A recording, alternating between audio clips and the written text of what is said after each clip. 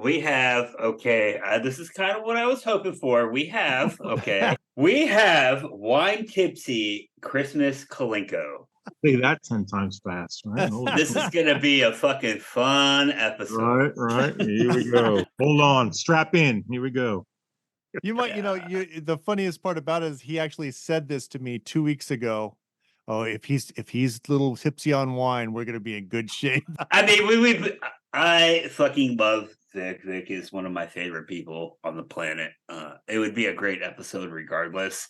It's just Vic gets a little extra lovey-dovey when I'm a hugger.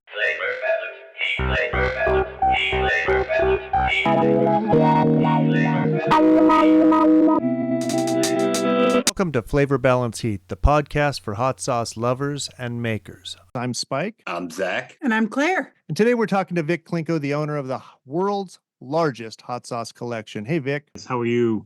Very good. Doing it's nice well. to finally Good. meet you in person. We've chatted, for years now. Right. Yeah. This is pretty cool. Awesome. Somewhere in there, I think we've got a few bottles. Yeah, you're over here. I got you. Awesome. You might need to update a few of your labels at some point here. Yeah, you talk shit about me and me switching my labels and black labels. This motherfucker right here has Right. more labels than anyone I know. That's so funny. That's the for a collector and for somebody like myself, I'm meticulous on where I put them and how I display, and then just having to go back after somebody makes a brand new sauce or does a change of labels. Zach, I don't know what you're talking about. Hey man, We're coming into 2024. It's time for a new label. Oh, good Lord. I'm just kidding. I wouldn't do that to you. So, hey Vic, why don't you tell us about your history with hot sauce and spicy food? Right. Yeah. So, I guess I've always been, I guess, a hot sauce lover, if you will. Right. Was always, I like spicy food. So I kind of got into it. I started collecting and got on the internet and found a blog, right? When blogging was a big thing.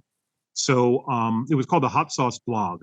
So I was able to connect with a lot of manufacturers and folks that were out there and fellow collectors. And I mean, it just kind of took off, for me, just, the way I started is that I just like sauces. So I was just grabbing a bunch and eating them until at some point, I think it just changed and a collecting bug, if you will, took over. The next thing I know, I've got 11,000 bottles on my, on my shelf, and it's where I am today. It's what year do you think that's the collection started? How long did it up to now? It's been about 27 years. So the wife actually got me the first bottles for the collection. It was our very first Christmas together. We weren't married yet, and I think she was like 7 or 8 different bottles. And I put them out on the kitchen counter on a nook. And when people were coming over, friends and family, and they would see the labels and they would giggle at some of the ones that kind of crude and all. It just kind of sparked, And this is actually, I don't know if I've got to show a lot. I don't see. That's where it started. I mean, that's where the first group of stuff, right? Isn't that crazy? To where it Dave's is now. Insanity there and some Cholula. Yeah. Waybacks, right? I think my dad has a case about that size, and I think there's a lot of those sauces that still those sauces still that size for him. He didn't take it all the way. Yep, and they still hold true now, right? They're still really good sauces, And then I don't know when it was. It was a couple of months or so after. This happened to be walking through a bookstore, and I found the Great Hot Sauce book by Jennifer Trainer Thompson, and she's like one of my idols, man. And so it talked about hot sauces in different regions and different levels and heats, and it really talked about at that time collectors, and I had no idea that was even a thing. So I ended up taking it, and I bought it, and it ended up being like a checkoff list. And so I kept it in my car, and I kept a Sharpie with me, and then everywhere I found a new hot sauce, I'd check it off, and it was so. That's I think where my actual collecting started. It was from her. Could you imagine trying to write a book like that now? Right. Yeah. It's like, right. Because, that's the other part of this that's so exciting for me is that it's just so big, right? It's a global community anymore, right? And I know Zach has been down here, so he kind of knows how the layout is.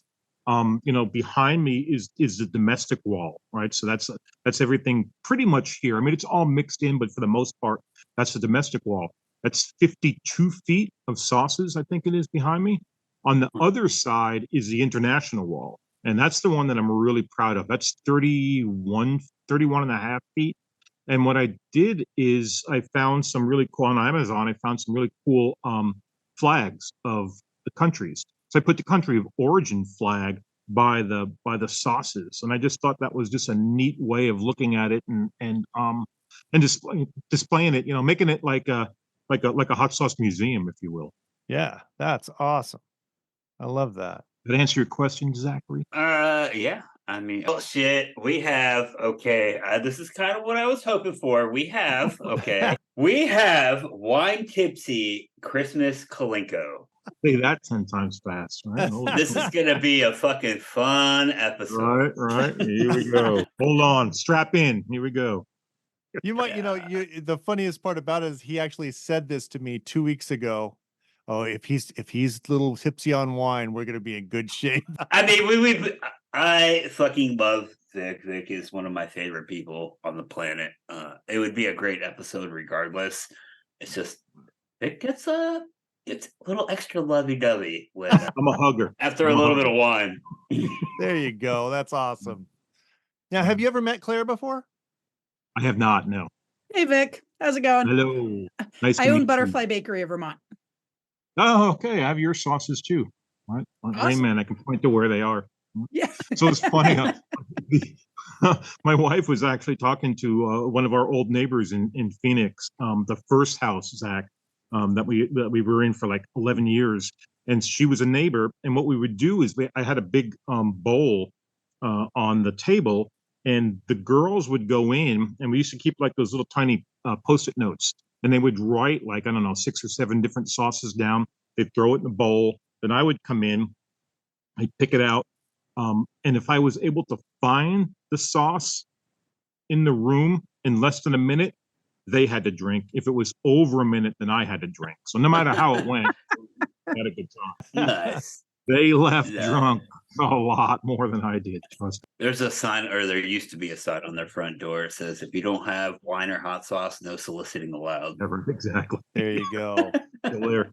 Flavor Balance Heat, the podcast for hot sauce lovers and makers, is brought to you by Irish Spike's unique hot sauces and Vandal pepper sauces. I'm Spike, the owner and executive saucier. Our sauces are handmade in the Pacific Northwest using the best possible ingredient. We believe that hot sauce equates to a balance of sensational heat coupled with a robust and complex flavor profile. Live your hottest life with Irish Spikes. Irish Spike's unique hot sauces and Vandal pepper sauces are available at saucecult.com. Well, you had mentioned, your sauce collection in a previous house. Is your collection still in your house, or have you moved it somewhere else? No, it's still in the house. So this is the house, I guess, is a split level.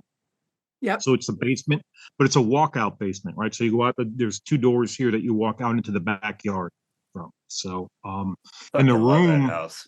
it's crazy, right? I mean, and it really worked out because prior to this, everywhere that we lived, the hot sauce collection, the room, if you will, was somewhere in the house, and it was typically a focal point of the house. So if somebody walked in, the last 2 houses in Arizona, it was the front room right when you walked in, so it just slammed you in the face. This finally is a space for the wife, upstairs, and she has her home, and then I've got my space, my man cave, if you will, whatever it is, down here. So it really works out out well.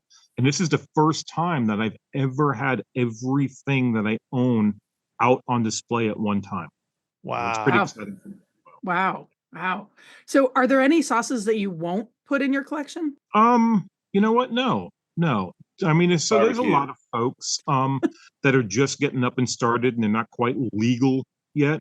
Yeah. The way that I look at it is that I'm hoping that those people are just starting their journey into this. Yeah. And so it's the first step in their life. And I have maybe 1 or 2, 3 of them that I had it from way back. And then as they progress, as they change their labels, that they got legal, then I have those progression, I have those labels as well. So I just think that's a neat part of this, because again, if you look at it, this is, for me, I guess I step past just normal collecting, because this is Yeah. 11,000 bottles, right? This is pretty massive. So, and I get that, I understand it and I own it fully, and that's kind of cool for me. But yeah, so to be able to show that progression and show that difference and how it came about and how they stepped through it, I think is just, I don't know, just adds a little something special for me. So you mentioned about the labels. Do you, every time somebody changes a label, do you get another version of that sauce? Is that how you're building it? Claire, I used to be like really just like gun ho, man. If somebody changed it, boom, I was on it like a hawk. As I've gotten older and there's just so much more out there, it is a little tougher for me, right? Yeah. And I have a little more patience with it now. Back in the day, it was just like, I would just buy up as many as I possibly could. Now I'm kind of like, all right, let's just chill out. And if I get it, I get it. But yes, I do. It's funny. So I in my 27-ish, 26 years of collecting, I have adopted or taken in or purchased 8 other collections now. So, Yeah. there was a process. This last one that I just picked up, and they were over in Raleigh, Wake Forest, about an hour-ish or so away.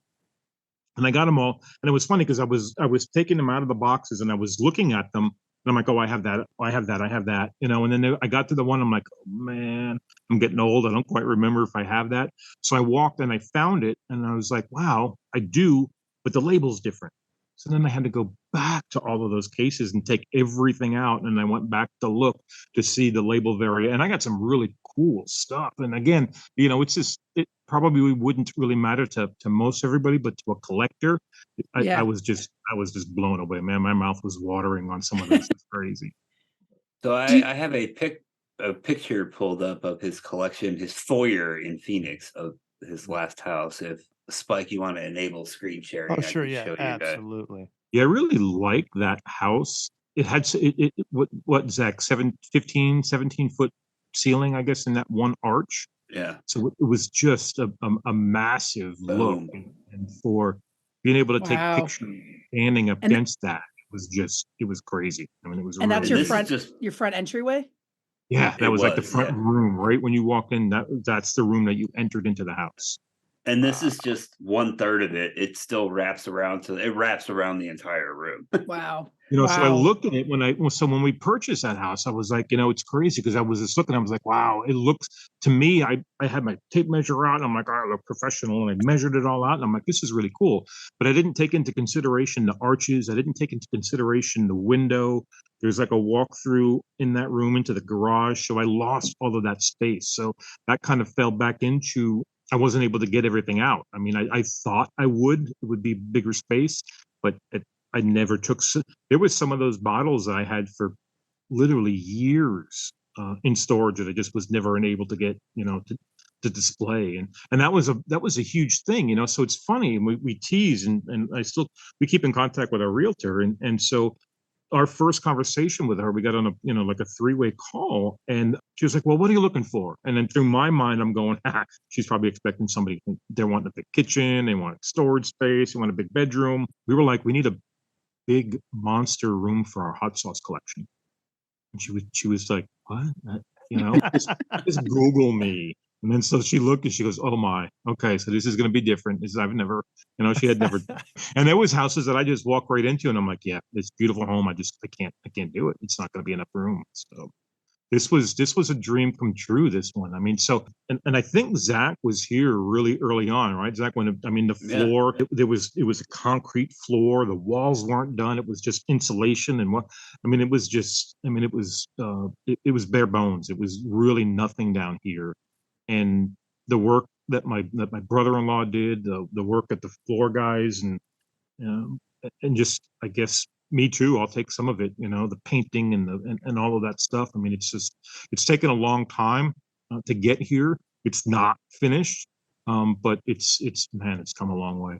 Well, I mean, obviously it won't ever be finished, but because that's not the nature of this sort of thing. Right. But is there I mean, sure, there's a limit. Would you start thinking about another house at that point? Oh man, I don't know how much bigger of a and this is really not a big house. I mean, this is a great space. And Zach was giving me a hard time too because I told him I was down here today. I was putting away sauces, So there's times that I just kind of save them in for the weekends, and I'll bring them down. And I think I had 5 cases altogether of different stuff that I had to kind of had work into the room. And he's like, "Is there ever going to be enough sauce?" I'm like, "Well, no. I have no end goal on this." But my funny thing, my shtick was that global hot sauce domination was my end goal. And I think I've gotten to that point. But as a collector, again, as you're looking at things and you start running out of space, you get really creative with small amounts of space. And another running gag that I had for a long time was if I could see paint, then I was not happy. You know what I'm saying? I wanted to cover every inch of wall with hot sauce. And I have a lot of space. I have a lot of things up my sleeve. And I can fit a crap ton more sauce in here. Super glue them to the ceiling. No, we can. So the way that basement's built, we can hang shelving off the ceiling if we really wanted to. Oh, there you go. But if you look behind me, you can kind of see black above the sauce.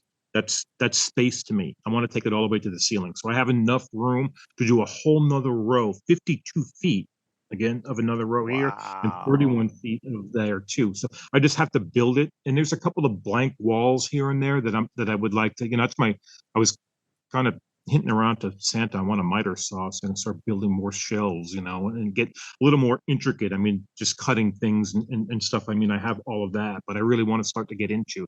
And then I know you probably guys know Steve Canoegator, Hot Sauce Holsters, and he's woodworker that's what his trade is. That's what he does by day. So he is just dying to do something in here and just make his presence known in this room. So I'm going to give him a couple of walls just to kind of have fun with. So yeah, I can fit more stuff in here.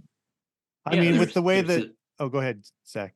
I was gonna say, see that pillar behind him? Like he puts shelving on that, which he and I have talked about. Yeah, the way that the hot sauce world is going with such a huge explosion over the last couple of years, I think you got maybe 6 months.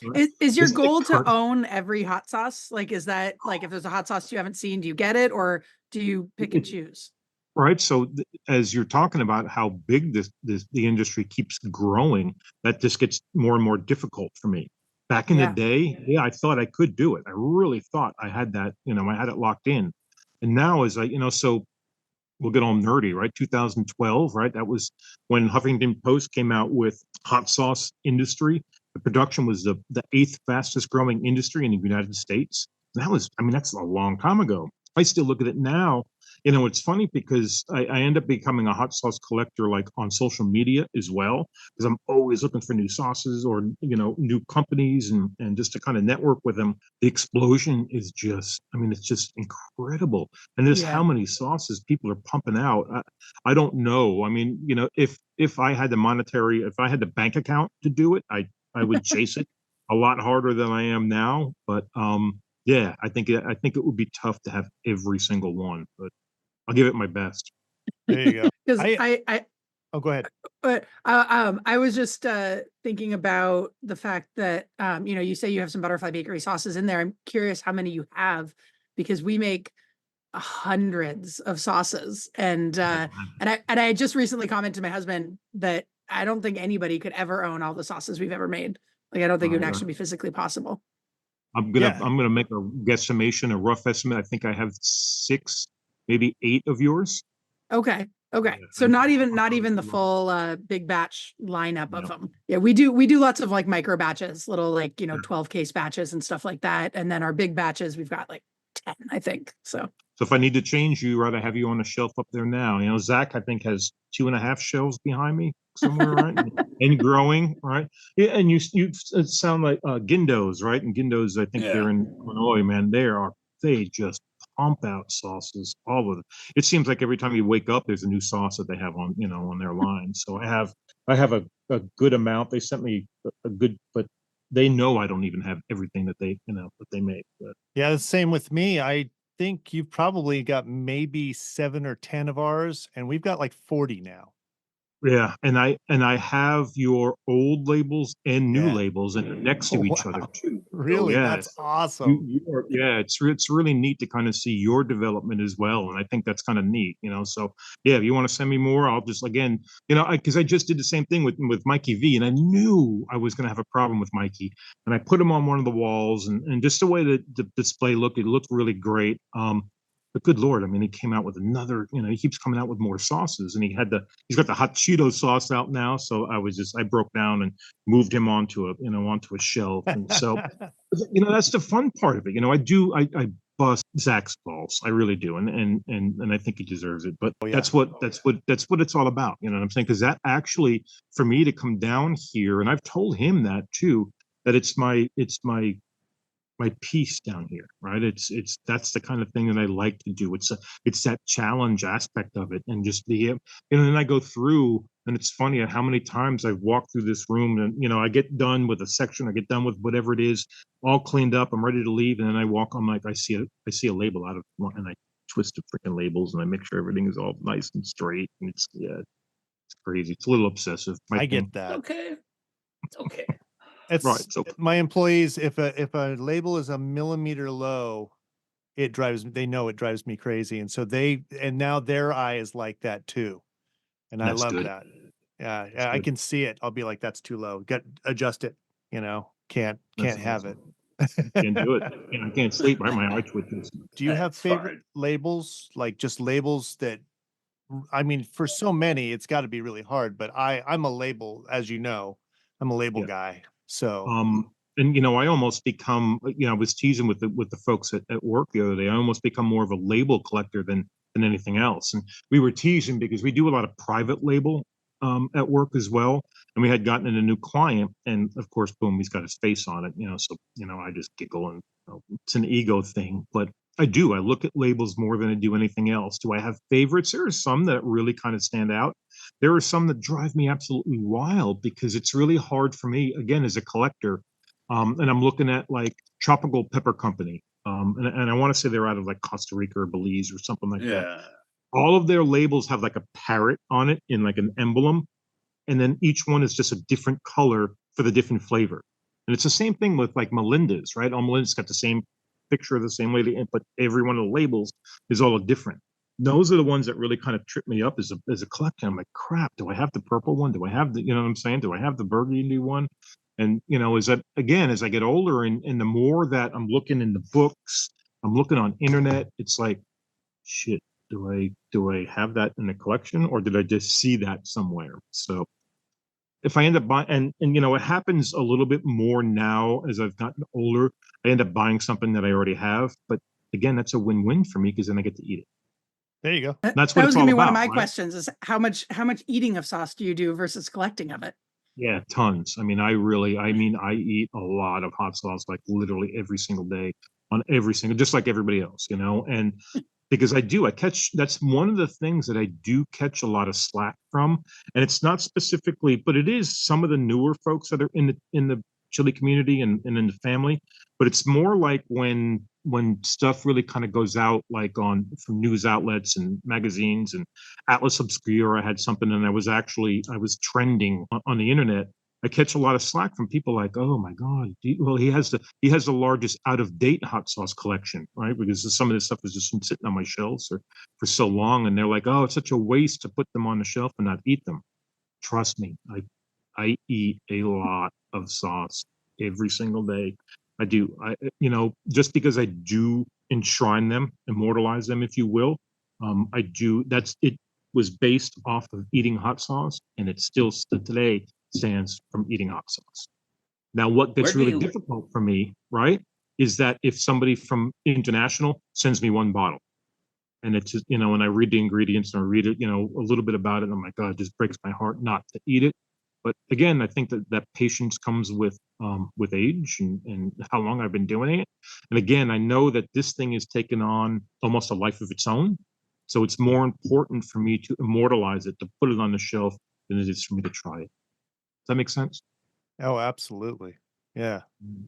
It's yeah, where tough. do I'm not going you to lie to you because I want to try, you know what I'm saying, every single thing, but I can't. what did you get Thai food when I was out there last time? I think so. Yeah.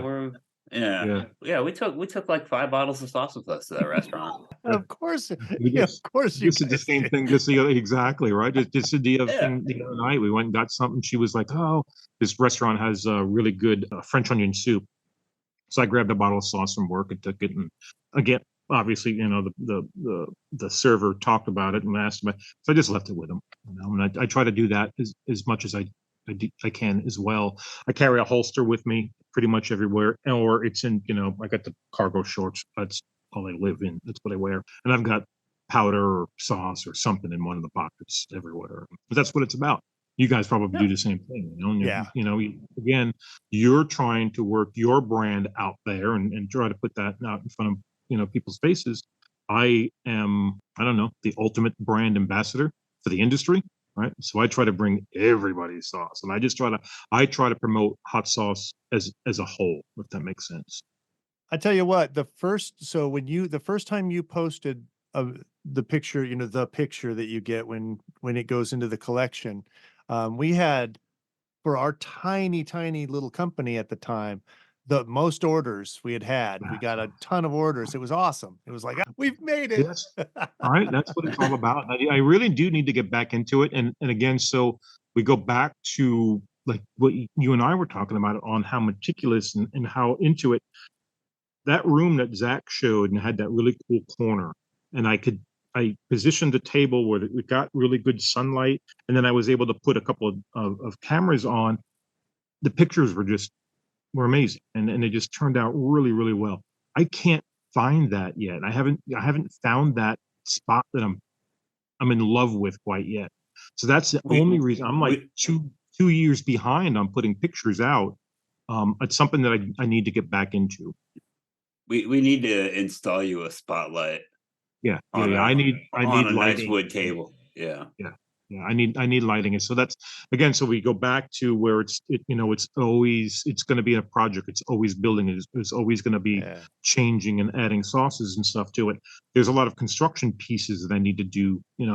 I'm in a sweatshirt. I've got a heater sitting here now because we're not tapped into the AC and the heat quite yet. There's a room back over here, kind of, and if you've seen some of the pictures, it's a shower curtain, a flame shower curtain, but we're going to put a half bath down here, and then the other one's going to be my storage. So, and then the other part is I need lighting in here because it's just the sauces are lit with the track lighting on the sides, but the middle of the room doesn't quite get it. So there's a lot of things I need to do here. Yet. So since it's the basement, it must stay pretty cool. I know how it gets hot. It must stay pretty cool down in the basement so that. Yeah, it actually does. Yeah, it actually really stays kind of nice down here, even in the summers. And I do have an air conditioner. I have a little window unit that just kind of blows and it just keeps it just cool. Again, it just got a little cold this weekend, so it's just a little chilly down here, and especially at night. But yeah, I mean, I monitor it. Like when we got our freeze last year, man, I was down here more often, and I borrowed a couple of heaters from work from one day that just kind of spooked me. And I'll go through and I'll feel the bottles and shake them and make sure everything is all right. But yeah, I mean, we're good on that piece. I want comfortability. I want, it's 2024 almost, Yeah. I'm Claire George. I own Butterfly Bakery of Vermont. We make hot sauce, mustard, cookies, and granola, and 100% of our products are made with Vermont ingredients. The thing that I hear most often from people is that my hot sauce tastes like the peppers that are in it. We do really simple recipes that don't get too crazy and nitpicky, just to really accentuate the flavor of the peppers that are in there. The unique thing about our hot sauces is how much we feature the farm and the relationship with the farm and really bring the terroir of Vermont to our hot sauces.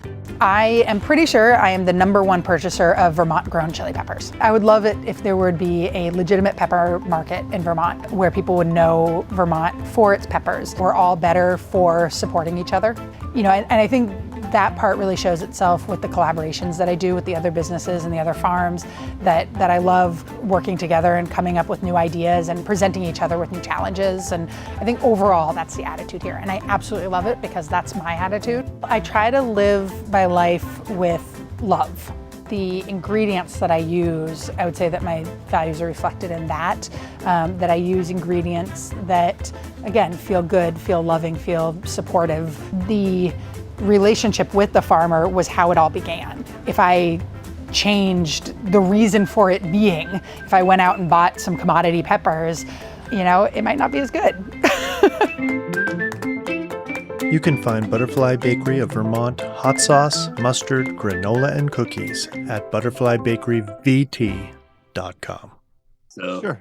So what are your favorite and least favorite sauces? And I get that it's going to be, some of your favorite and least favorite sauces. And you don't have to call anybody out if you don't want to. I get that. Sure, absolutely, and I don't, and I won't. It's too difficult with just how massive the industry is and just how many sauces there actually are on the market right now. And for me, I don't. And I've always thought this. I can't limit my brain down to this is, you know what I'm saying? I mean, I have a couple of favorites that I roll back to depending on what I'm eating, but there's not many because again, for me to be able to do something like this, I need to try as many sauces as I possibly can. I need to eat as many chili peppers as I possibly can because again, who I am and what I bring to the table and what I have, people ask me questions all the time. So if I limit my brain to eating 7 of my favorite sauces all the time, I won't know what's actually out there to be able to help them, maybe bring them into the community, and so because I think that's important. And again, that rolls back to what I feel that I do, I am not here I think that a lot of people also ask me the question is, why don't you make your own hot sauce? You know what you like, you've tasted so many. I've never wanted this to be looked at as like a marketing tool, right? So this was my way of getting you to buy my hot sauce, if that makes sense. I've always wanted it to be pure, that it's a collector's collection, and that was extremely important to me, and it really is now. Now, will I collab with the right person? Sure, absolutely. Have I given my input on a couple sauces here and there? Without a doubt, and I will always, But for me to put a sauce that's mine on the market, I won't do it. So again, I have skirted around your question on the bad sauces too. It's tough. It really becomes it's personalized, right? It's what you like and what you don't. I'm not a fan of mango. It's not my thing. Me There's either. a ton of mango habanero sauces out there on the market. So why should I say I don't like that one because there's mango? That's my holdup. But I don't like that, right? So I try to stay clear from that piece of it because again, a lot of these folks are sending me their sauces because they want my input, right? They want to hear, right? And I try to, way back in the day, we talked about the hot sauce blog 17 years ago, 16 years ago. And I was one of the first reviewers out there. And I always felt that it was important for me to give a truthful opinion on it. Now, I wasn't out there. A lot of people take that truthful and then they feel that they have to be the bad guy. They're the bad wrestler, right? So then they just beat up everybody. I don't think that needs to be done like that, right? I think that if there isn't something that's quite there, then there should be a conversation, and let's get you where you want it to be instead of just bashing it, because I just that's not my style. I'm not gonna kick somebody when they're down. It might not be where it needs to be, but hey, thicken this, cook it longer, put onion in it, what's the ratio of, how much garlic you have in it, triple it, something, those types of things to try to get them to where that sauce needs to be, because there's a lot of competition out. Yeah. That's whenever I make a dish for somebody and I want to know what it is that I should change, or sauce now. When I was a chef, it was a dish. But I wouldn't ask, do they like it? I would ask, what would you change about it? Right. It opens it up for them to give more information. Yeah, without a doubt. That's what it should be, right? So this is a cool community, and we should be able to bounce ideas off of each other. And I think, again, for folks that are just kind of getting into it, they ask me about like the big shows, and I get the big shows come with a big price, right? Big dollar sign. And a lot of times you're traveling across the country. So again, that's a huge monetary commitment. And I get that, a lot of times they don't have that. It could make or break a company if if you think about it. And I've kind of seen it. So, but on the other part of that, the opportunity, and a lot of times that a lot of the it'll go out on social media and on Facebook, and they'll talk about where are you staying, where are you staying, and there's a large group of people staying at the same hotel, right? So those nights after the show, sitting around drinking a little something, having a conversation. Where are you getting your bottles from? How are you getting? I feel like I'm getting rooked on my labels. Where are you guys getting your labels? You know what I'm saying? So just that information gathering and just feeding off of each other and seeing how that guy sets up his booth and that guy presents his, you know what I'm saying? So it's really good because again, there's so many of us in it, and those shows, everybody's throwing in their 2 cents and trying to help the young guy along, and nobody's out there trying to, it's not a battle and beat that guy down. It's a community, because if you sell more hot sauce than whatever it is, we as a community have sold more hot sauce, gotten it out there, and we as a community grow, and then hopefully everybody else's sales grows based off of that. That's awesome. That's what this podcast is about. Vic, what attracts you to a sauce that you want to eat? Like, what are the flavors that you look at the ingredients and you're like, oh, I really want to try that? I would probably say I'm a huge ghost pepper fan. So most with sauces with ghost pepper will kind of hone me in first. I don't have I guess maybe my favorite style of sauce would be like Caribbean style. I like thick, vivid, bright colors with lots of pepper solids in it and seeds floating around in there. And I almost want it to be a meal, right? Kind of chewing through it, that really draws me in. I think a bright color. And then once I get to the ingredients, and there's things that I know what they are, right? And I can actually pronounce, makes a big difference too, right? And I just like simple is better, right? The more simple the sauce is, and just how your preparation, how you make it, and the intricacies, and the twists and turns on it. But again, just a simple sauce is just nice. I'm a purist at heart. You're a purist at heart. How do you feel about $100 hot sauce? Oh yeah, we're not talking about that one sauce that comes in the banging ass packaging. We're not talking about that other whiskey aged sauce. We're talking like an actual $100 hot sauce. Sure, I get it. All right. So let's touch base on both of those, right? So I do think it's kind of neat that some folks are trying that. If you think back in the day, it was like Blair's and Cajon's, I think, those were the go-tos on your collectible bottles, right? Those expensive ones. I mean, because those guys were just pumping out some just incredible stuff, and now flash forward, and now it's Merle at Hellfire, and he sold out of, I don't even remember what his numbers, that last Halloween that he had, selling them for $500 each. I want to say he sold out in less than 2 minutes. Wow. I mean, oh my God. Yeah. And I want to say it was like 50. I don't remember what his numbers were. I have the text somewhere. But I was floored. And I was like, congrats, bro. I mean, that's just so freaking crazy. And in this world, it's just so different now. To be able to do that is pretty special, right? And it's pretty neat, There's those are more along the lines of like specialty bottles. I'm talking like a sauce ingredient in a 5-ounce woozy. You know what I mean? The three of us are going to do one where the ingredients and the processes equate a special sauce that's worth that dollar price. Amount, right? Yeah, right. You have to. What is that little animal? The little civet, right? That eats the things and poops out. Civet. Civet coffee beans. I've had that. It's really good. My uncle lives in Thailand, so he could probably get us stuff right from there. Get it fresh from the source. Right. The one that's special is actually the one that it's the same exact process, but it's an elephant. Is it really? Yeah. Wow. It's more and you expensive. can make paper out of the rest of the poop. Good Lord, the deal with the elephant. Yeah, I mean, I wasn't trying to derail you from the Hellfire situation. Obviously, no. I get it. I understand where you're going with it, and I think it's a fun, right? And you start thinking about the different things, and and how you really kind of to ramp it up to make it something, something different and something special. Because again, that's what a lot of these folks are dealing with all the time, right?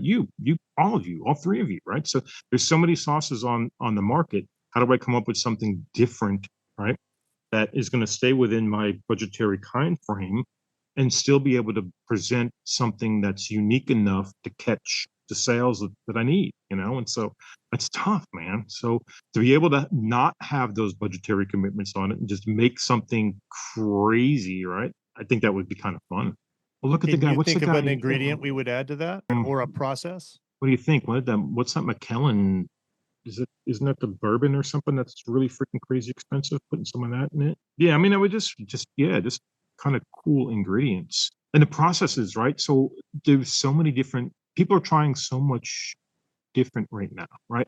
And where I was going is that guy from Louisiana, Swamp Dragon. Have any of you guys tried Yeah. sauces, right? All right. No offense. They're different, right? They're unique, right? So he doesn't use any vinegar and he uses alcohol. So each one of his sauces, he's got a tequila, he's got a rum, he's got a vodka. I think there's 4, maybe 5 different ones. And again, there's no vinegar. It's all based off of the vodka, I guess, as the holder. I think that's neat, right? That's really cool angle to do things. Am I a fan? It's not my thing. How's that? Right? Yeah. If he were to ask me on maybe on some recipe development, some different things, I think that his angle on it, where really it's the each one of the alcohols first, okay. But again, I think it's hot sauce, so I think that the flavor should match what it is, right? So it's one thing to put out a cheap novelty hot sauce, but if it doesn't taste good, nobody's going to come back and buy it, right? I'm not saying that his isn't, but if you don't put flavor first, if that's not your, one of the things that I spent a lot of time with K. Johns, and we kind of touched on, my background in this whole thing. So being a hot sauce collector, I just started going to all the shows that I could, right? Zest Fest and Albuquerque. There were 2 in Florida, Pinellas and all that. And so just dragging my wife out there and going to as many as I could. And then just started, meeting people on the blog. And then through that, there, K. John basically was like, good Lord, you're here all the time. Why don't you just come, help us behind the booth? You eat and know my sauces almost as good as I do, and so it was kind of like a marriage made in heaven, if you would, So then I got to kind of travel and keep going to, more and more shows and getting out there. And I got to meet more people and I got to collect more hot sauces, and it worked out good. And then he got, folks that were as passionate about sauce as they were, and he didn't have to take somebody out of the kitchen. He didn't have to take somebody out of the warehouse or the gift shop or something like that who didn't want to be there. We wanted to be there. So it really, kind of worked out, really well. And it just wasn't with K. Johns. I've helped out Steve Seabury before. I used to work his California shows. Johnny McLaughlin back in the day when he was, when he was in it. There was some folks out of Illinois, Joe and Robin, and they had a jerk sauce and one hot sauce and a couple of preserves, and they were amazing. And that's really kind of I started working with them, I guess, first, and Wendy was with K. Johns, and then we all just kind of met in the middle. And it was funny because I used to tell a story because John and Sue, they tell us what they would do in sales and such, and I told them that the first weekend that Wendy and I worked with them, we sold more on Friday than they had the entire weekend the year before. That's it wasn't great. too far off the truth. It's still going to this day. It's still going to. So I mean, could you even answer like the desert island hot sauce question? Let me ask it. I understand fully that you couldn't answer this, but I love asking it. All right. So here it is. What is your desert island hot sauce? This is the scenario. You're on a cruise ship and it's sunk. And now you're the only sole survivor. You're stranded on a desert island. Food from the ship will wash ashore. All kinds of different food washes ashore. You're able to eat all kinds of different things. But there's only one hot sauce on the ship. It's a whole pallet. It washes ashore. What one, or which ones would you like it to be? And so I ask this, and this is I find this question interesting because what I'm looking for is the breadth of a sauce. Some sauces I find really, really good, but I can only eat them on one or two things. But other sauces I can eat on anything. And so what I'm looking for is kind of curating those sauces that can be eaten on a lot of different things. And I call those like a multi-use type Yeah. of sauce, right? And I find that typically either your Caribbean style or your Louisiana style, for the most part, really work well for those, right? Because the other ones, even if kind of just think about a Southwestern style, Asian style, obviously your mind has gone right to that type of food. Where the OG, right, that Louisiana style, right, that nice thin processed down, right, vinegar forward, you can just put it on absolutely anything, right? And I think Spike that's hates those where sauces. you what? This Spike hates those sauces. I do. I was holding off. I get it. I I get it. love You know, right? I go back and forth, right? And so because I eat a lot, and again, I'm wanting to try things, and so I just eat a lot of different sauces. Again, I like the thicker stuff. The wife is a big Louisiana stuff. She loves that vinegar. She loves the vinegar forward. So I end up again eating a lot of those because I always finish her meals or whatever. But it's I think I would probably, if it were a dream scenario, I would probably want something like that again you can use on everything, whether I catch a monkey in a tree or snagging a fish, and whenever I'm eating that day, it would go on. That's awesome. See, I got an answer. That's a great answer. Perfect. Great answer. I've got a Louisiana, so you haven't had it, but we've got a Louisiana sauce that we've done, and it's a little bit on the chunkier side, so I think you might like it also. Yeah. That's what it's all about, right? And it should be, and I'm glad that you guys do that and you guys play around and just have some fun with it, and just because those parameters, right? This is what a Louisiana style should be, and this is what this should be, right? Why not play around with that? Take a little of that and take a little of it, you know what I'm saying, and meld it and put it together, and that's fun to me. And the same thing like you were talking about, being a chef. I think that was, and that's why I ended up going. I went to culinary school. So again, my background. I worked for a big box company for 21 years. Just got burnt US out Foods. of that. No. Before that. Oh yeah, the other one. Sorry, Those other guys. All right. 21 years I was with them. And I got tired of the retail scene. I just couldn't do it anymore. And so we made a decision, and I think I was 41 years old. I ended up going to culinary school. And at that point I had just taken on I was writing for Chili Pepper magazine. So I was really struggling with, I'm a storyteller, right? I can rattle on for hours, and talk about hot sauces is an easy thing for me. But actually coming up and putting recipes down was difficult. So I thought if I went to culinary school and kind of got a culinary-ish background, that would help me with with the developing of the recipes and keeping them consistent and being able to explain the methods and how to process and how to do it. And I enjoyed it. I mean, it was just a huge amount of fun.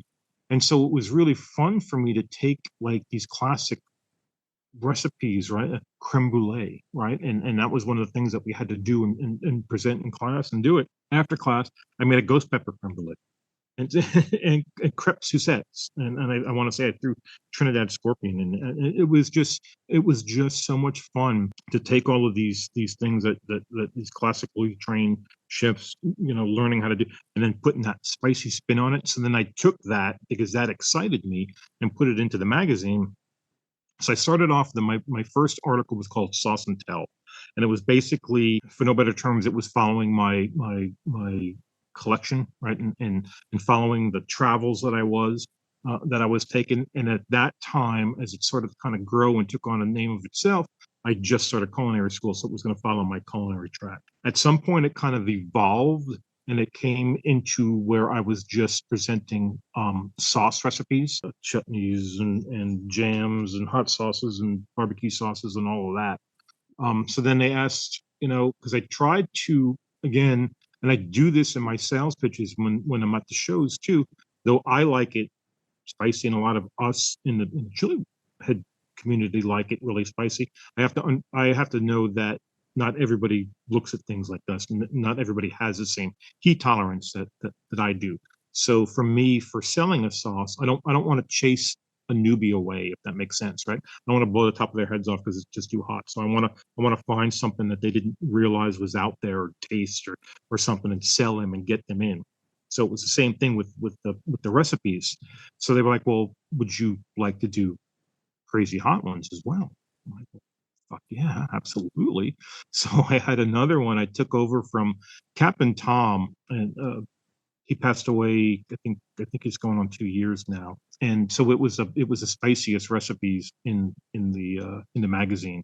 So then I went back to what I was doing in school and tried to take just old school recipes that everybody knew and just make them barn burners, it was fun. It was fun for me. That's awesome. Have you ever had anything in your collection break? Have you lost any of the bottles in your collection? Yeah. It's been a while. It was funny. So both moves. So I was in Florida for a long time. That's kind of where I grew up. We moved to Arizona. I didn't lose any bottles. Moved from Arizona here to North Carolina. Didn't lose any bottles. But in the interim, like when the wife is vacuuming, I've lost several bottles, and the cats took out a couple bottles here and there. Yeah. Yeah. Yes. What can I say? I have 11,000 bottles of hot sauce in my house. I can't, My wife would be the cat lady. She would have like 72 if I didn't keep her in check. So we have 5 right now, and I think that's a good. He doesn't round keep number. her in check. Don't let him fool you. 'Cause he will be like, "Look what I found in a parking lot somewhere. He now lives here." We were just somewhere. I think it was Myrtle Beach. And if she would have caught that damn cat, it was a cat outside the restaurant. If she would have caught that damn thing, I know we would have driven home with it. And she's running all through the bushes along the side of the mall trying to catch his Kitty. All right. My wife. Yeah. You love it. What's up with my crap? Who else would I allow mean, it? yeah. Well, she's the one that started it. What are you talking about?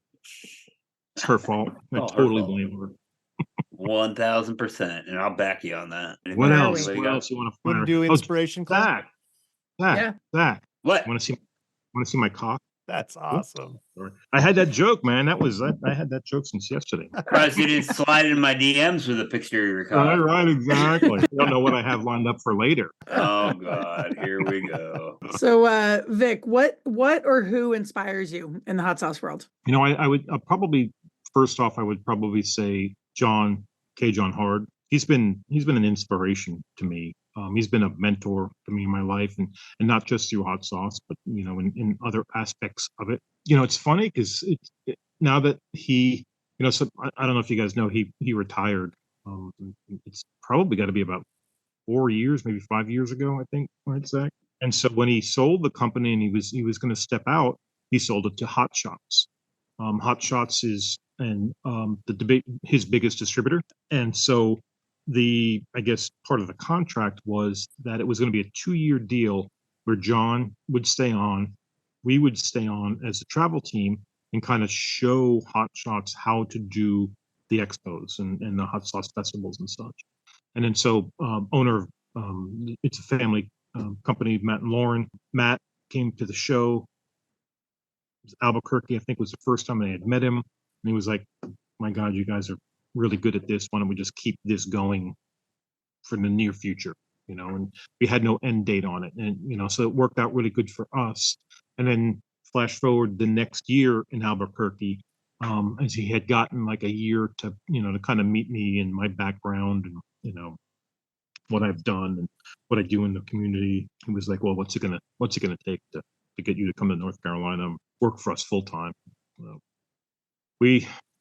Zach knows I talked to him a lot. It took probably about 5-ish or so months for me to make a decision because so again, my background, 21 years with one company. I did work for US Foods for about 7 years. So they were big corporate entities, right? So that's just what I knew, right? So for me to take myself out of that and then go to a mom and pop operation where now there's, where I was, at the one company, I had 194 employees. I had 8 managers under me, and Now there's like 6 people. I think there's 13 of us all, or 11 of us all now, so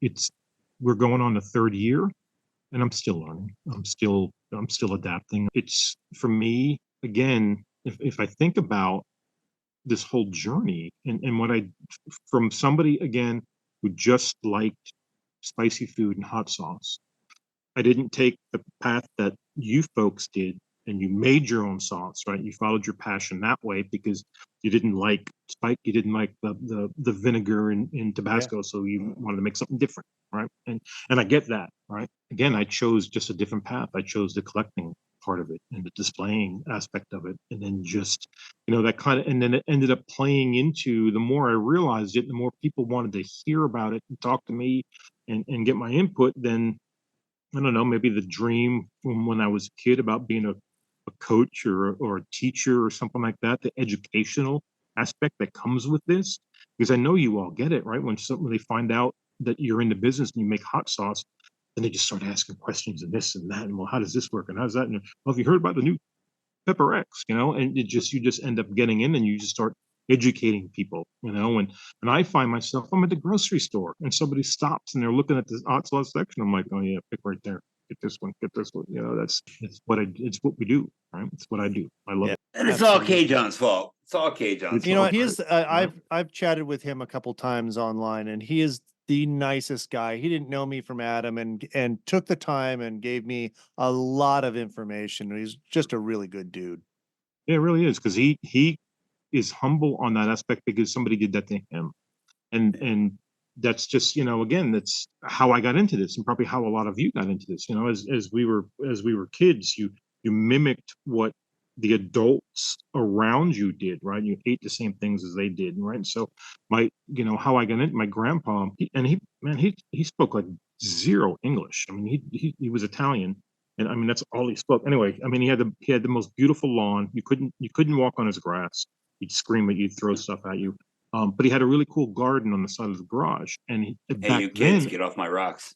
Yeah, exactly, right. There's a cool story about him too. But so we had a garden, and he grew tomatoes, and he grew all kinds of, and he was growing jalapenos. And again, that's like the 70s, right? I'm young, but I can remember them brushing it off, him and my dad, and just eating it in the backyard and giggling and laughing and sweating, and so it was just like, all right, that looks like fun. I want to do. And again, he would eat pizza, and he would put so much red pepper flakes on it, and he would just take 2 slices and fold it and then eat it like a sandwich, and it just crunching through it. And I'm like, so that's where it started. I just mimicked what he was doing, and it was funny.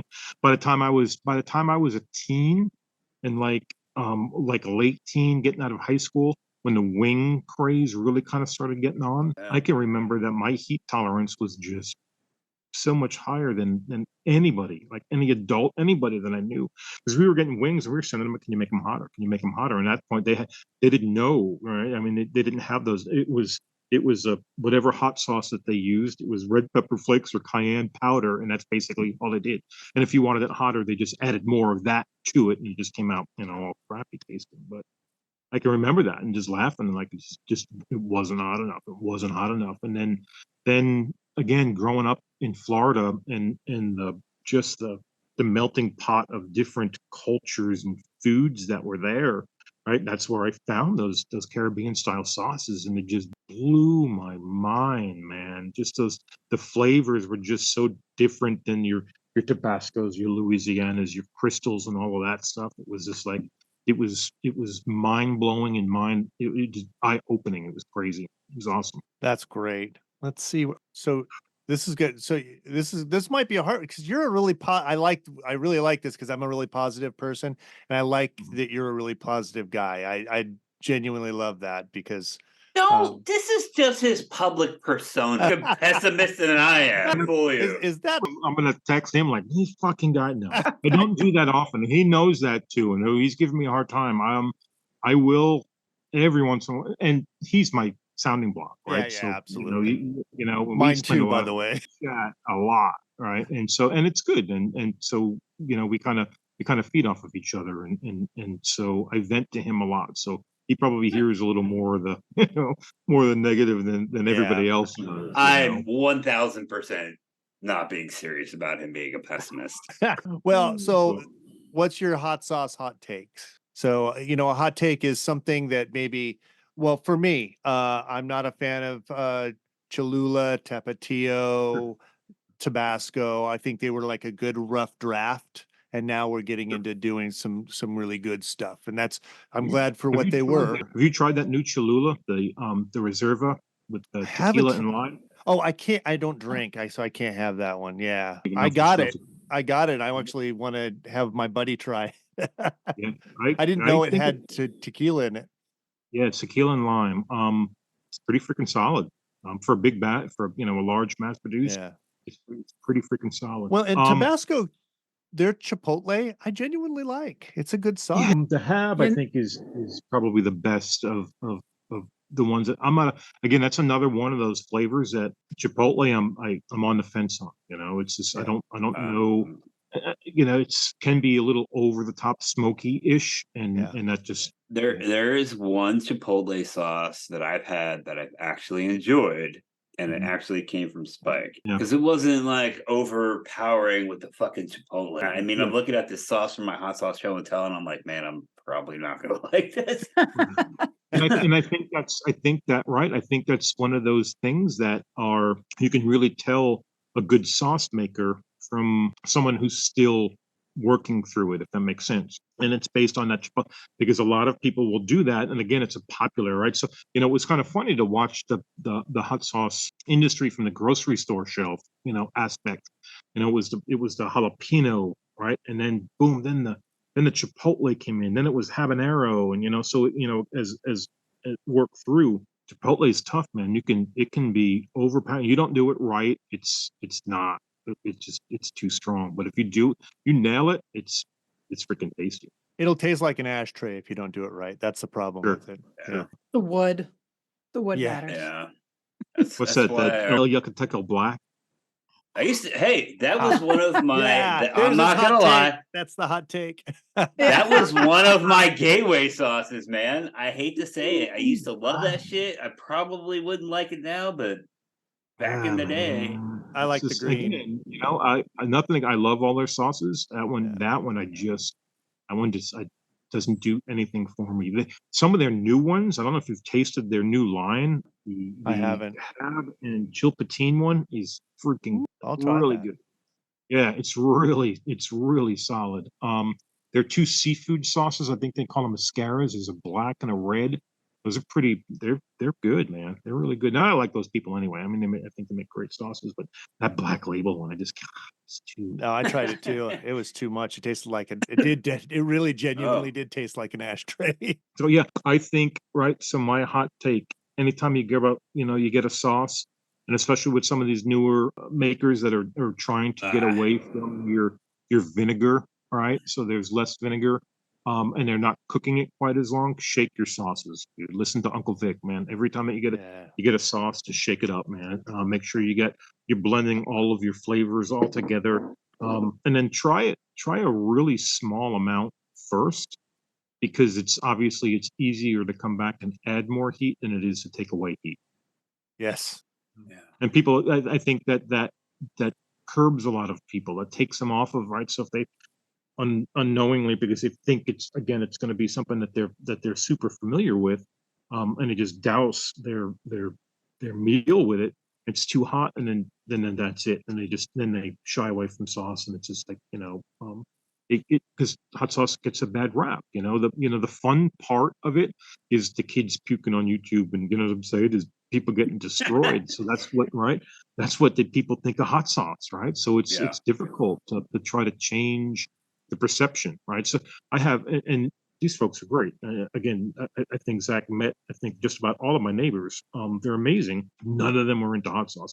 They're older. None of them were into hot sauce. We have them all eating hot sauce. Literally everybody on the hot sauce at some point, Well, and they've bought it from, our friends, here. And so I think that's the part of it, right? That's what it's all about is getting somebody, the indoctrination, pulling them in slowly and, getting them into the world.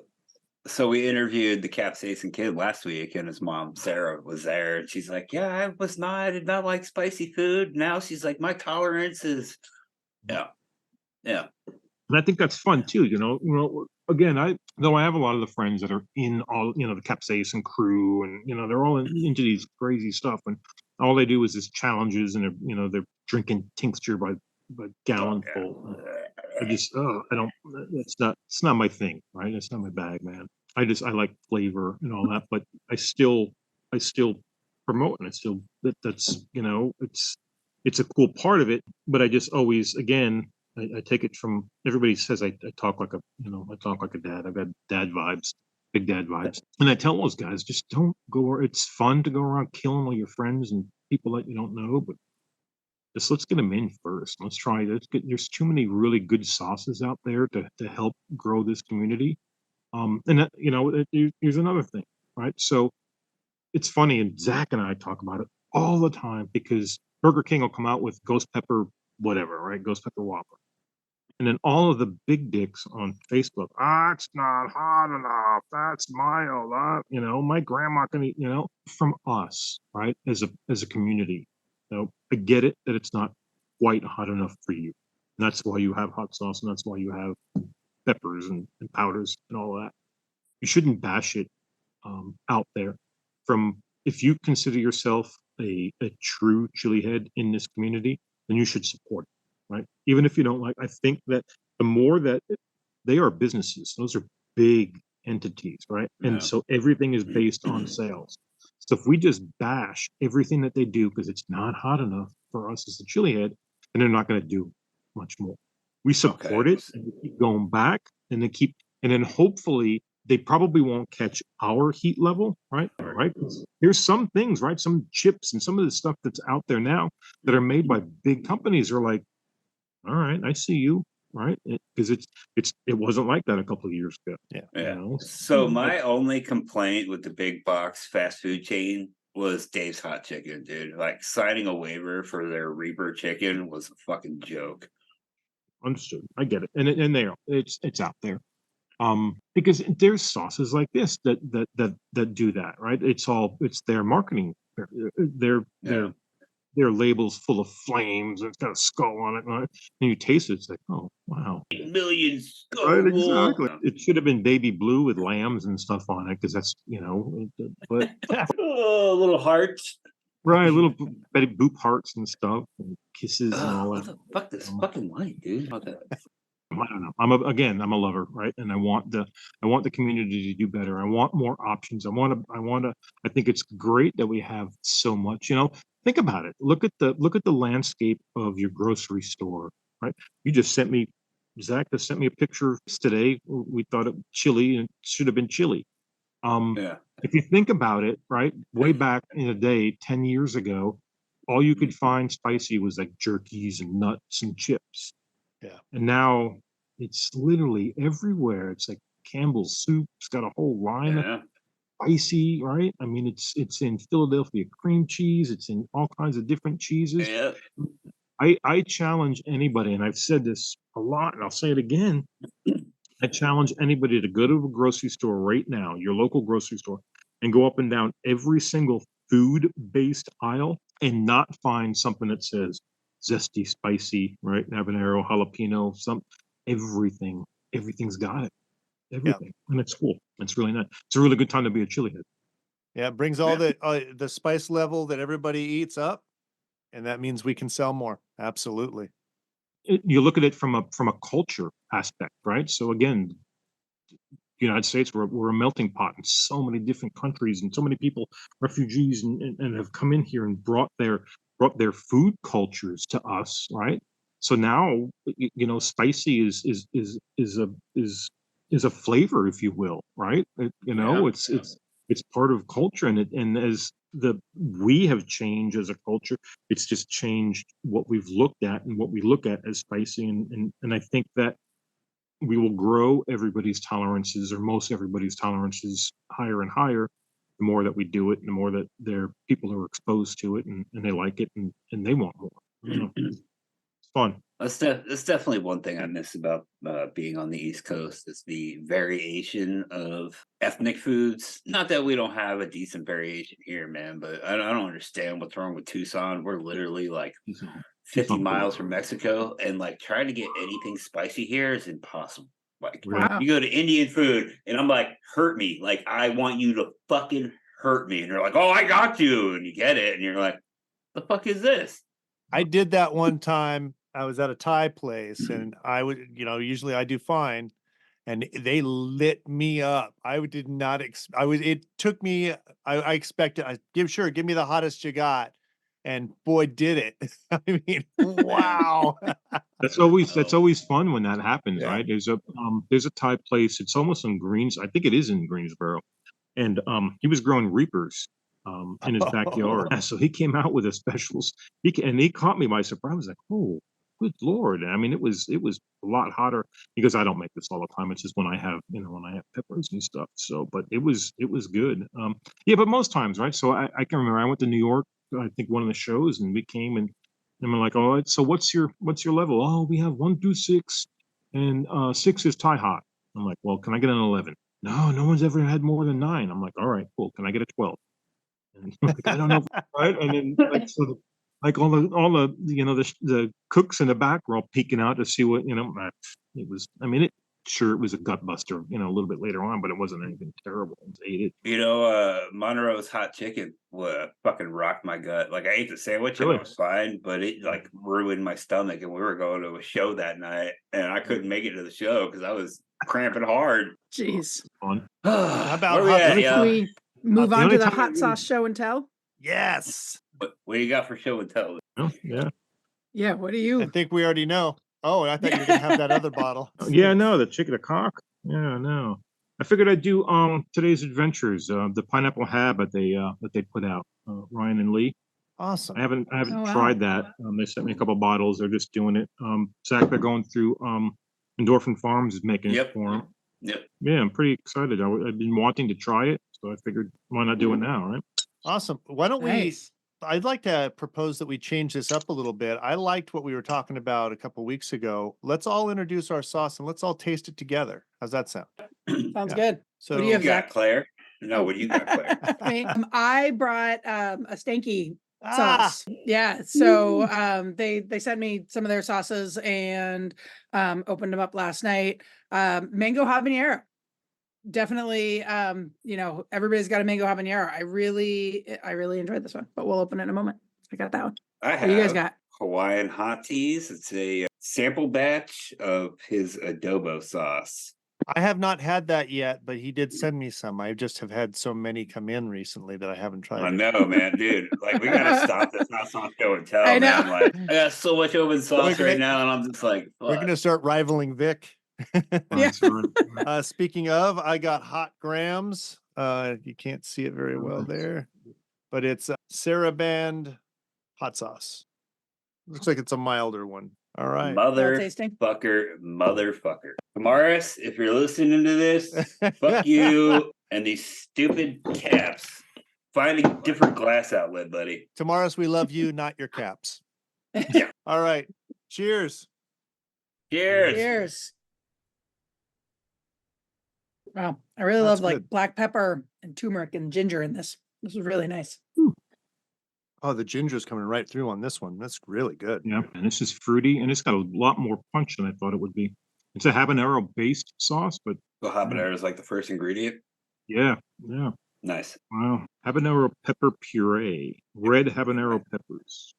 Nice. Good job, guys. Ryan, Lee, awesome. It's really good. Speaking of Vic, I'm going to send you some sauces. Our Pirates Vacation. I'm not a fan of mango. I'm okay with pineapple, and I don't like banana. But we've got the Pirates Vacation, the pineapple mango banana jerk, Okay. and I actually really want to know what you think of it because All right. I won myself over on that one. I love making a sauce where I win myself over. Yeah. We've been Right. making a lot of carrot hot sauces recently, and I used to rail against carrots and spicy food. They made me very unhappy, and Really? now I'm happy. So the Ghost of Saffron has a shit ton of fire roasted carrots. I can see that. No. Yeah. And then we do another sauce, Reaper's Fuzzy Navel, fire roasted Yeah. yellow bell peppers and fire roasted carrots. We've got our killer rabbit. I'll send you a bottle. We're actually going to do that coming up.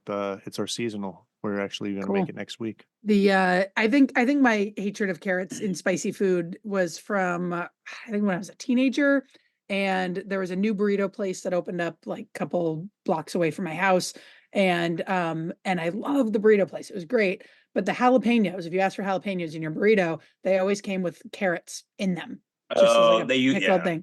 Yeah, and I was like, what are you don't do that. Don't that nope. And it's a burrito. You can't just like pick them out. Like it's all in there. And that always made me angry. I just wanted jalapenos in there. No carrots, please. Yeah.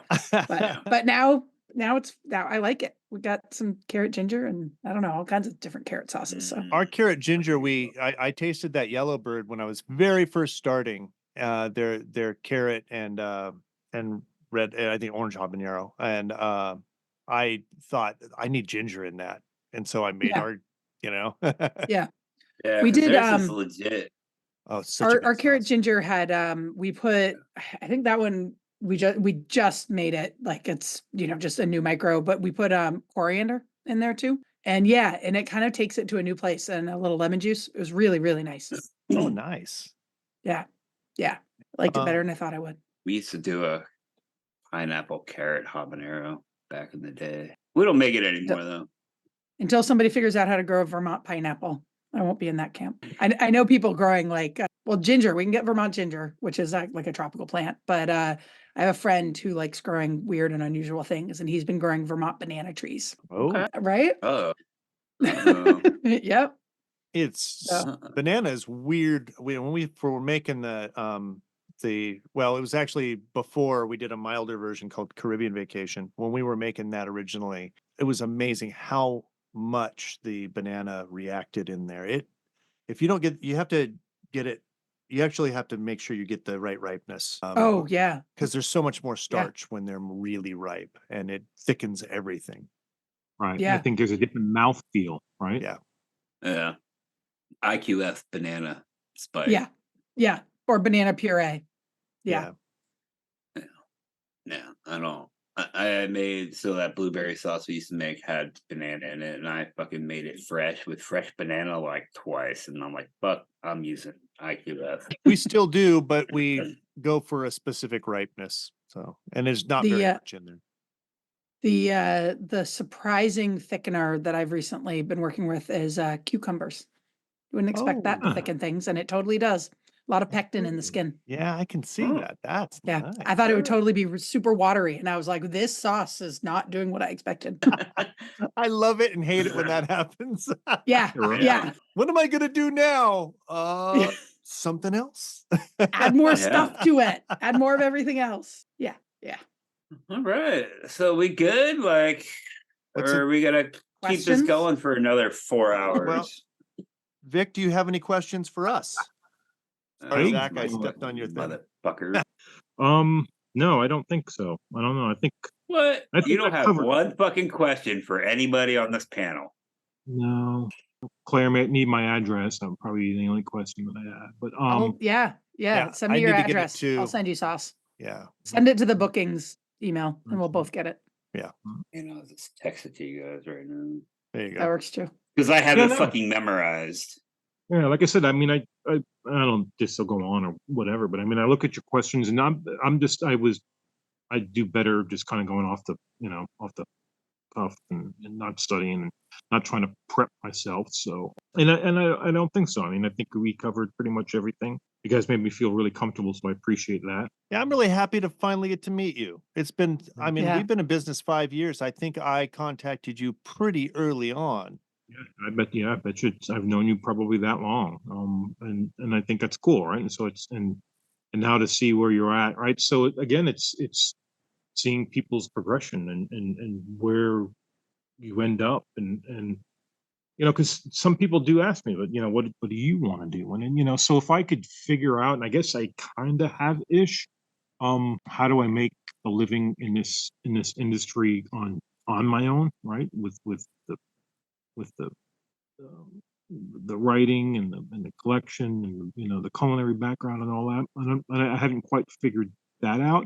And I thought about maybe doing like I talked to Zach about it too when he was here, like doing tours and tastings and things here, and small monetary $5 or whatever it is, and how that looks like, and I don't know what I can do in a residential area, right? And then I don't know what I want to do with the neighbors, right? Do I want to trekking? I don't know if I want to be trekking strangers through my home, right? And then do I want them around the sides of my house and my neighbors' yards and different things like that. So I kind of have to try to figure that out. But yeah, all right. So I'll figure something out. And I think that my next, if I look at things in steps and goals.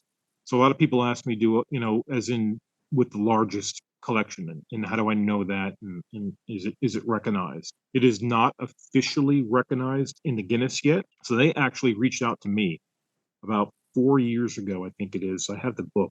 I don't remember exactly when it was. And asked me about the collection, asked me for background, for pictures, for everything. And so I turned all of that in. I turned everything that they had asked me in. And then they came back and asked, well, do you have it cataloged? And like I said, 14 years in Phoenix, I never had everything out fully on display. So I had no way of doing it then. This is the first time I've done it. So I didn't have it then. So that is the only thing that's officially holding me back.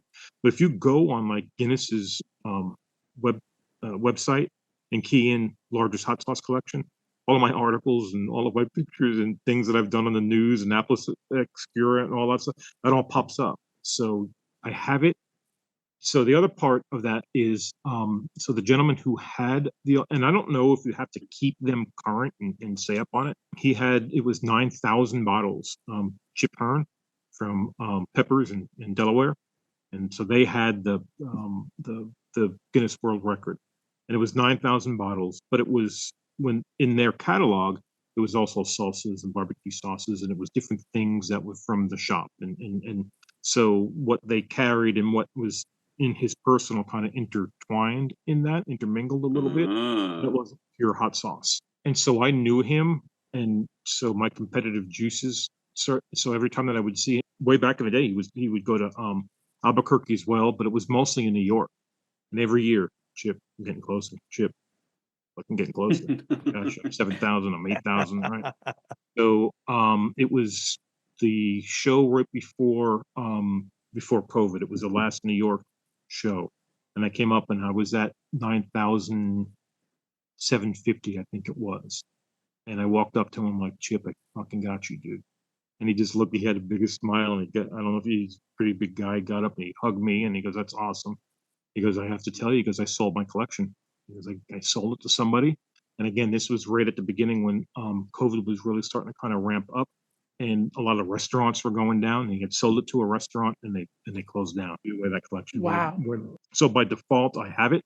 I just need to physically get in here and catalog it all and turn it in, and then I'll have my plaque. Well, I Wow. can't wait to see that. That's awesome. Isn't that crazy? Well, I think I need to make a trip to High Point then, and we'll spend a weekend cataloging fucking sauce. That's I awesome. figure we'll just take it by sections and we'll just knock it out, right? So yeah, that's like I said, that's the only thing that's holding me back. So I mean, I think it's kind of funny. Again, way back in the day, I was like, I want it, and it's not that I don't want it. I do want it. I'll get to it. But it's nice knowing that I do have, if that makes, I don't know, it's just in my mind. I know I have it. I know there's nobody. And again, this is not a race. This was not a thing for me. I never went out. I never had intention of having the largest. Again, we're talking about that hot sauce blog 16 years ago. And so one of the things they were posting pictures of their collections, and this guy had a huge Blair's collection, this K. Johns, and and whatever. And then it was like I was looking at him, I'm laughing to wife. I'm like, holy shit! I'm like, we have. And I posted my pictures, and it was like so much more than everybody else, and that was 16 years ago, And I don't know. It's just every time that I do news, every time that I do a radio interview, television, whatever it is that I've been blessed with and the opportunity of doing, then it explodes. right? And then the other collections and people. I mean, because people come to me all the time. Hey, I'm in Chicago. I'm in Baltimore. I have this collection. It's 450 bottles. You want to buy it? You want to come and get it? I'm like, wow. Send me pictures, because my problem is because I've been collecting for so long. I have so many of them, right? So, and most of those folks want to sell off their collection as a whole. They don't want to piece it out because they just want to get rid of it. The remodeling, or they're moving, or whatever it is. And I just can't bring myself to spend $1,000, $1,500, $2,000 on another collection that I have 90% of the bottles already. Yeah. It's tough for me. Then it's a matter I of have probably almost the second or third largest hot sauce collection of just multiples in my closet. Yeah. Because I only these are not like multiples of different bottle. They're label variations. They're differences in each one of the sauces, but I don't have like 17 of one exact same sauce. I have label variations and differences, but everything here is all unique and different. Wow. And it's still 11,000. Yeah. That's I fantastic. was accounting all of my doubles and all of that stuff. Yeah. 15, probably 16,000 bottles. I can't even wrap my head around it. Well, Wow. you know Wow. what? Thank you so much for what you do for the industry. I mean, seriously, it is, we really appreciate you. Thank you. It's like I said, it's my input. It's what I get to do, and I've been blessed, right? I've been on the Today Show. I've been on the History Channel, right? Zach was there for the History Channel one. Yeah. It was, we're gonna be on Hulu January 22nd. I can't wait Yeah. for that. I'm excited. Yeah. Yeah. Something else, I think that's I can just say that I've interviewed for something the other day, and it seemed like it went really, really, really well. So there may be something on one of those other channels here, not too far in the future. Nice. Cool. Awesome. And not to take focus off you, but someone's going to have an article in Arizona Highways Magazine coming out in February. Yes, sir. Excited about Nice. that. Vic also got interviewed for that somehow. My fucking article, and they interviewed him. The piece around me is going to be bigger than his, and it's an article on him. Love you, man. I love you, Zach. I know, man. I'm just fucking with you. Fucking with you. We appreciate it. Thank you so much for being here. We've wanted to have you on since we first started this. I don't know if you saw us, if you heard that we were shouting out, "Come on, Vic, hurry up! What's taking so long?" And believe it or not, for as public as he is, he's still pretty private, man. I can see that. He doesn't like. Yeah. Like you just heard him say, he's like, "You guys made me feel very comfortable." He's socially awkward. He's just like us. It It's is. okay. It takes me a little bit to get warmed up, but then, like I said, once you start talking about it, again, it's like your businesses and the things that you do, and once you start talking about it, and especially that's one of the things that I really like about the expos and the festivals and stuff, because it's typically you're getting to talk to people who share that same interest, right, and have a passion, right? So it's easy to carry on a conversation with them because they get it and they like it and they want it, and it's a buy-in type of thing. So this is too. So I appreciate you guys because you guys get it, right? You're there. You struggle through it, and it struggles every day. So I appreciate you. Hey, That's what I try to do with this. This is the homage to you guys, right? That's that's what it's here.